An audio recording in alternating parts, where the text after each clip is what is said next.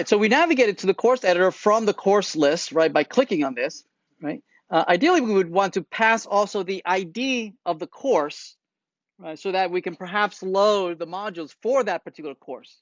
Yes. So let's fix that. Let's pass in. Let's change the path so that we can pass the ID of the course to the course editor, right? So we can go back to the router. Let's see the manager, right? We look at the router and it says, when we navigate to the course list, I am going to pass you the course ID. I'm going to pass you the course ID, right? And this is going to be exact. Did we make this exact? No, we didn't. Okay, exact. True. In the, thank you, the editor. Right, this is the editor. Just checking if you're awake, or if I'm awake. So let's put this. Let's navigate to the course editor. I'm going to pass the ID of the course so that the course editor can then load, right, the modules, lessons, and whatnot for that particular course. Okay. Now, so notice that now the course editor actually doesn't work. You see that? Because it's actually expecting the URL to be something else, to have the ID at the end. If it doesn't have the ID, it's not going to show the course editor, right?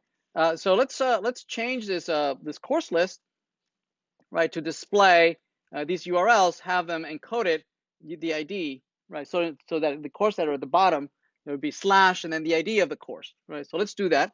We can go back to the table content, and we have the row, I believe, here in the row. We have here, when we're generating this course editor, we can append here the ID of the course that we want to navigate to. Yes.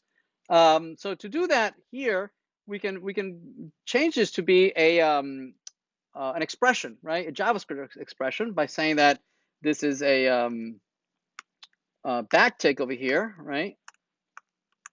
And then now we can append here the ID of the course, right? By saying, adding here an expression, this dot props. Notice what we're already being passed the course, right, as a property, and pass it here the underscore ID.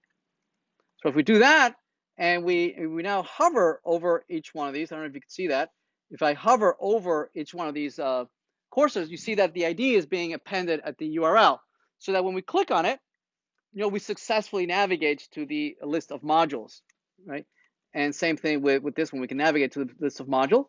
And we can grab that ID because we know it's being passed as a property to us, right? As a property. Although, so let's see how we can grab that information, right? So let's do that now.